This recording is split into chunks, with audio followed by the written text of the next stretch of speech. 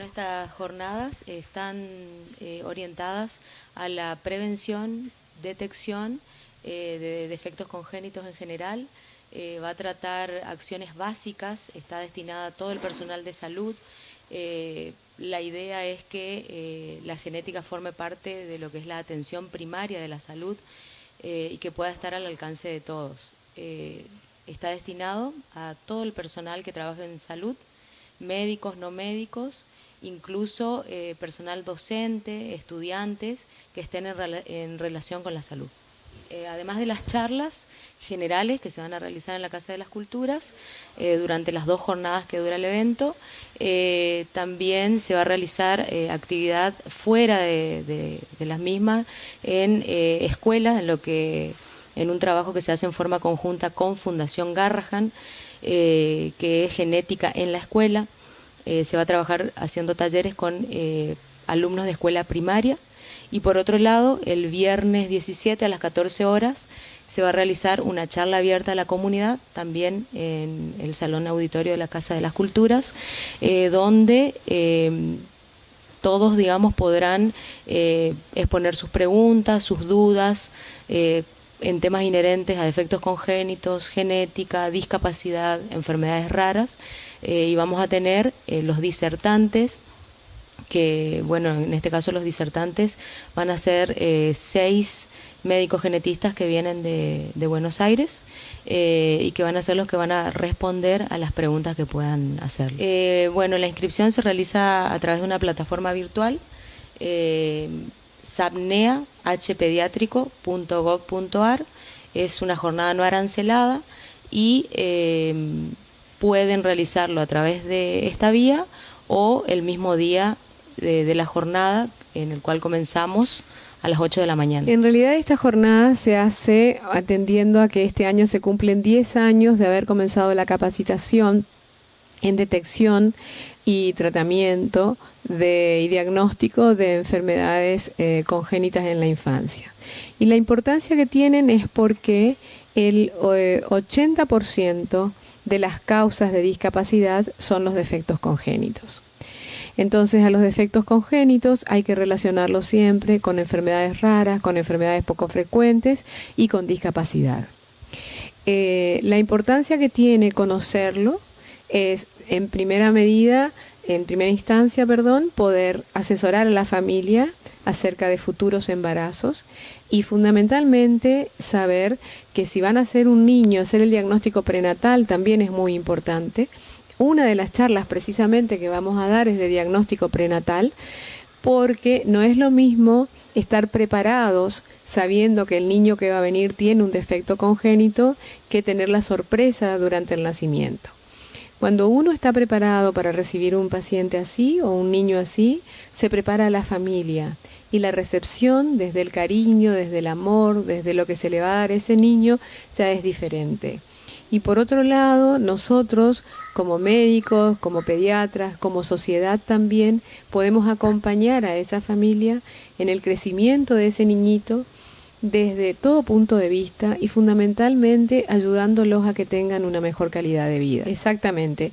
Los 10 años de capacitación hicieron que aumentaran muchísimo la consulta hacia el hospital pediátrico, porque cuando uno no se ve lo que no se conoce, decimos nosotros siempre, y cuando uno capacita, la gente aprende a ver al otro como con sus defectos congénitos, con lo que tienen, y entonces la derivación hacia el hospital pediátrico aumentó exponencialmente. Eso hizo que fuera necesario que nuestras doctoras, la doctora de la MEA aquí presente y la doctora Claudina Picón, se capacitaran y como genetistas clínicas en el Hospital Garrahan y obtuvieran su título de genetistas clínicas en el Hospital Garrahan, y a su vez también que un bioquímico, el doctor Pablo de la MEA, se capacitara como citogenetista. Significa eso que los pacientes se pueden ver en nuestro hospital, tanto desde el punto de vista clínico como hacer los laboratorios, cariotipo, por ejemplo, en el Hospital Pediátrico Belino Castellán, y evitar de esta manera las derivaciones a un centro de mayor complejidad, que es el Hospital Garrahan en nuestro caso, que antes eran irremediablemente necesarias porque no teníamos forma de resolver la situación en la provincia. Estas jornadas se hacen precisamente porque cumplimos 10 años de haber comenzado la capacitación en la provincia y hemos recorrido todo el interior hasta Castelli, hemos ido al Impenetrable, hemos recorrido Villa Ángela, Sáenz Peña, General San Martín, Machagay, Pinedo, Tres Isletas. Todos los años hacemos una capacitación en algún lugar de la provincia. Yo este año, considerando que se cumplen los 10 años, pensamos que también era importante volver a Resistencia, sobre todo porque la calidad de los disertantes que vienen de Buenos Aires es realmente como para no perdérsela. Los defectos congénitos básicamente los podemos agrupar en 3 grandes grupos.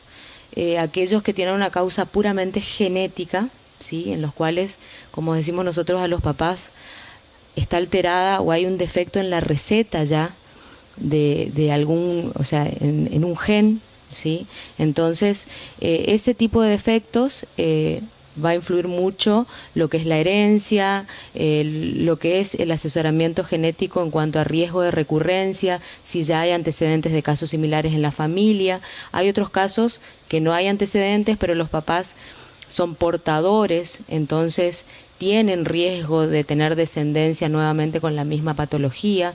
Por otro lado, tenemos los defectos congénitos puramente de causa ambiental, donde los que actúan son los llamados teratógenos, que son todos aquellos agentes que actúan sobre un embrión que se formó correctamente, o sea, un embrión que se formó sano y algo irrumpió ese embarazo y produjo una malformación. Entre estos teratógenos podemos encontrar, por ejemplo, las drogas, el alcohol, el cigarrillo, ¿sí? Enfermedades maternas como la diabetes, el lupus, infecciones como la toxoplasmosis, el Chagas. Todas estas entidades, el Zika, ahora que recientemente tenemos un brote en la provincia, todas estas entidades lo que hacen es afectar un embrión que se formó sano, o sea, la receta estaba normal, pero algo irrumpió y afectó el normal desarrollo de ese embrión, ¿sí? Lo importante de este tipo de defectos es que si uno elimina en un próximo embarazo el tóxico, la infección o lo que lo pudo haber provocado, uno evita la aparición del defecto, ¿sí? Entonces, en este caso podemos realizar prevención primaria, en estos casos educando y enseñando. Nosotros tenemos una herramienta muy valiosa, ¿sí? Por otro lado, tenemos un grupo de defectos que son los más frecuentes de todos, que son los de etiología multifactorial, en los cuales hay genes predisponentes y un ambiente determinante. ¿Qué significa esto? Que yo puedo tener los genes, pero si mi ambiente no me es adverso, yo no manifiesto ese defecto, ¿sí? Y el ejemplo típico es el de los defectos de cierre de tubo neural, como el mielomeningocele, anencefalia y todo tipo de disrafias, en las cuales hay genes predisponentes, pero debe haber en el embarazo un déficit de ácido fólico, ¿sí?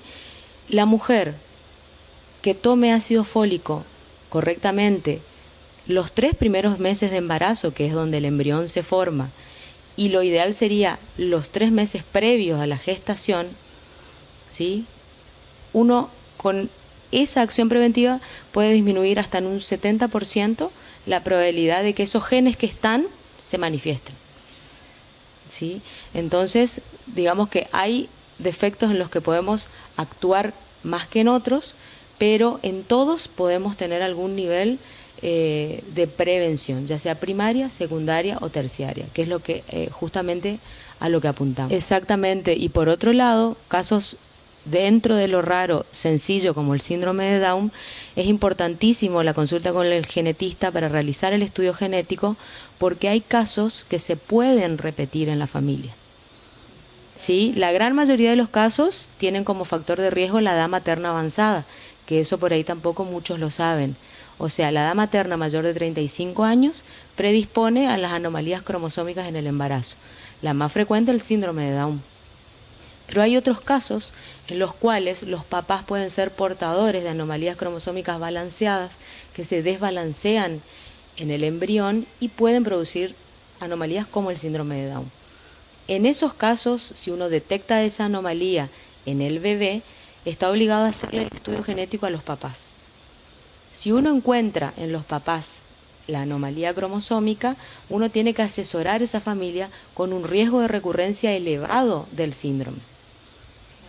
¿Sí? No es lo mismo que decir, bueno, es un caso que se produjo por azar o un caso que se produjo por edad materna avanzada, a decir que es un caso familiar. En la provincia, a nivel público, estudio prenatal que se realiza mediante amniocentesis, o sea, punzar para obtener líquido y hacer el estudio genético de esas células, no se hace todavía. Se hace solo en el medio privado. ¿Sí? La idea en algún momento es poder desarrollar esta parte de la genética que todavía está no desarrollada. ¿Sí? Pero nosotros nos manejamos básicamente con lo que es cariotipo en linfocitos, es lo que hacemos, o sea, en sangre periférica, se le toma una muestra de sangre y se hace en niños y abarcamos lo que es también la neonatología. O sea que también vemos los recién nacidos y los que requieren estudio genético, el hospital pediátrico también lo hace. La importancia de la detección de estos defectos congénitos es, por supuesto, el asesoramiento o el consejo genético hacia futuros hijos, pero también es la prevención de las futuras complicaciones que pueden tener el niño que ya nació. El síndrome de Down, sin más lejos que vos lo mencionaste, puede tener complicaciones cardíacas y puede tener asociaciones con otras patologías que se puede tratar de prevenir. Y así hay muchas enfermedades, chicos con discapacidad motriz, chicos con discapacidad intelectual. Entonces nosotros también podemos prevenir las futuras complicaciones que sabemos, ya teniendo el nombre y el apellido del síndrome que padece el paciente, podemos entonces adelantarnos y hacer medicina preventiva hacia cuáles son las complicaciones que pueden venir, complicaciones traumatológicas, deformidades de la columna, todo ese tipo de cosas que sí se pueden prevenir y lo podemos hacer acá en la provincia y se puede hacer en nuestro hospital pediátrico. Hay un servicio en el hospital pediátrico que es precisamente el hospital de día polivalente, que es el que se dedica a hacer la multidisciplina, es decir, la atención de varios especialistas a la vez girando alrededor de un mismo paciente. Con esto le ahorramos tiempo porque en un día el paciente viene y puede tener varias interconsultas. Ahorramos tiempo al paciente, evitamos que pierda días de escuela, evitamos que pierda momentos para jugar con sus amiguitos y también los ayudamos en que no pierdan económicamente los papás, porque no es lo mismo venir y estar todos los días con una consulta diferente al hospital que venir en un día y hacerse todo el mismo día. Muchos de nuestros pacientes son del interior de la provincia. Realmente nos pone orgullosas el hecho de que la provincia haya avanzado tanto, porque hace 10 años no teníamos nada. Ni siquiera nosotros teníamos la conciencia de la cantidad de enfermedades raras y poco frecuentes que existen y de los defectos congénitos que existían y que existen tanto en la provincia. Así que hemos avanzado muchísimo, incluso respecto a otras provincias vecinas también. La importancia que tienen estas jornadas es que uno se va a capacitar fundamentalmente y sobre todo tener en claro que lo hacemos por el bien de nuestros niños, por el bien de la población infantil de nuestra provincia del Chaco. Entonces, eso no se puede dejar pasar, porque los niños son el futuro. Tener en cuenta que los defectos congénitos constituyen la segunda causa de mortalidad infantil en nuestro país. O sea, lejos de ser algo raro como todos creemos, están en el segundo lugar luego de las afecciones perinatológicas. ¿Hay conciencia de esa estadística? Y yo creo que muy poco. muy poco. Es más, hay una cuestión que yo creo que es clave también, y es el desconocimiento de que lo que le ocurra a ese embrión que recién se formó en los 3 primeros meses de embarazo, durante los cuales la mayoría de las mujeres ni siquiera sabemos que estamos embarazadas, es crucial para el desarrollo posterior. ¿Sí? El alcohol, las drogas, el cigarrillo, la malnutrición, la falta de control de enfermedades maternas, en esos primeros meses, sobre todo el primer mes, es crucial para todo lo que es el desarrollo, porque el embrión esos 3 primeros meses se forma, después madura, crece, engorda, ¿sí? Pero la formación de órganos, estructuras, lo hace en los primeros 3 meses. Sumamente importante, sumamente importante. O sea, un embarazo debería ser planificado, debería haber digamos, previo ya al embarazo, lo ideal, lo que yo les comentaba del ácido fólico, lo ideal sería que la mujer en edad fértil consuma ácido fólico, o sea, comprimidos de 2 miligramos que hay en todos los centros de salud, todos los hospitales, y quizás nadie sabe para qué sirven. ¿Sí? Tomando el ácido fólico por lo menos 3 meses antes de la gestación y los 3 primeros meses, nosotros evitamos, además de los defectos de cierre de tubo neural que hablamos, un montón de patologías. ¿Sí? Es sumamente importante y son comprimidos que están en todas las distribuciones públicas, digamos, en centros de salud, en hospitales, hay ácido fólico. Más aún si hay antecedentes. ¿Sí? En ese caso uno duplica la dosis. ¿Sí? Pero son cuestiones muy importantes de tiempos. O sea, las mujeres en general controlan el embarazo desde los 2-3 meses. Y por ahí llegamos tarde. ¿Sí? Lo ideal es desde el primer mes. Claro, estas jornadas sirven precisamente para eso y por eso es que dentro de la jornada hacemos la charla para la comunidad. Porque más allá de que todo el personal de salud, médico o no médico, está por supuesto invitado a participar, también lo está la comunidad.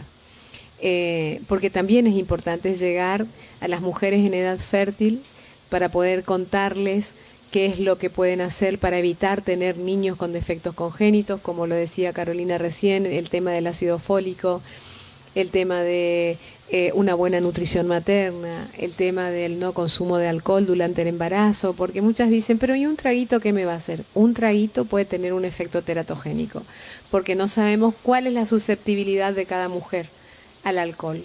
Entonces, por eso es que invitamos especialmente a la charla para la comunidad, para poder llegar a todas las mujeres en edad fértiles, a las mamás, a las abuelas, a todos aquellos que ya tengan un niño con una discapacidad, para que se pongan en contacto con nosotros, para que se saquen las dudas y para que sepan también cuáles son las herramientas que pueden utilizar dentro de la provincia, como para saber cómo cuidarse a futuro y también como para saber a dónde llevar a su niño que ya tiene un defecto congénito.